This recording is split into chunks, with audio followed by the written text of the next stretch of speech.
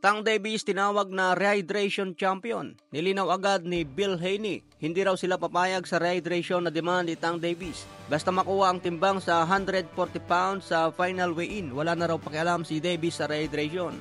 Tamang rules daw ito sa boxing kaya may final weigh-in at rehydration.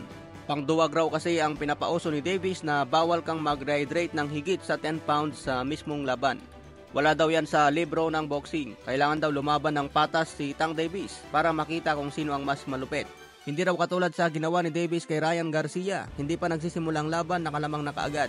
Tuwang-tuwa pa si Tank Davis noon dahil hindi kumakain ng tama si Ryan. Baka bumigat sa mismong laban.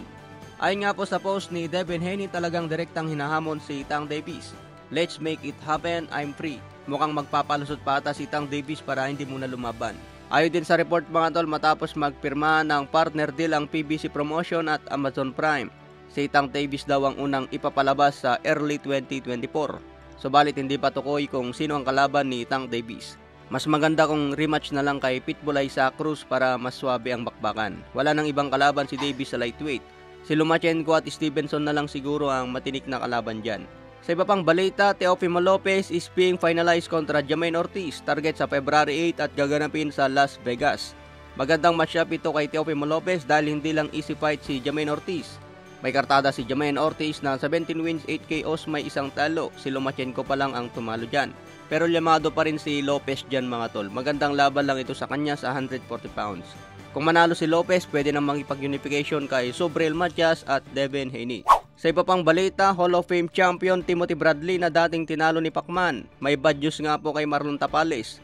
Hindi raw sa minamaliit niya si Tapales pero wala daw siyang pag-asang manalo kay Naoya Inoue. Magaling daw si Tapales, may 2 kamao at paa, may skills at isang champion. Pero ibang level na raw kasi si Naoya Inoue. Sa ngayon wala raw nakikita si Timothy Bradley na tatalo kay Inoue. Magiging basic na lang daw kay Inoue at easy fight si Marlon Tapales. Pakinggan po natin ang mismong payag ni Bradley.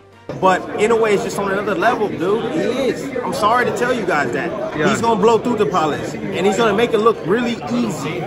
You know, really easy. Ano sa tingin nyo mga tol? Pabor ba kayo sa payag ni Timothy Bradley? Pwedeng bad news at pwede rin good news. Bad news siguro dahil matatalo si Tapales. Pero good news din dahil maging milyonaryo agad matapos ang laban. Babalik lang naman si Tapales kung matalo. Trabaho din kasi yan mga tol. Normal lang ang matalo lalo na sa kamay ng 1 pound per pound. Walang nakakaya sa matalo katulad ni Pacman. Kahit matalo, bumabalik na mas malakas at maging champion ulit. Kaya suportahan na lang po natin si Marlon Tapales.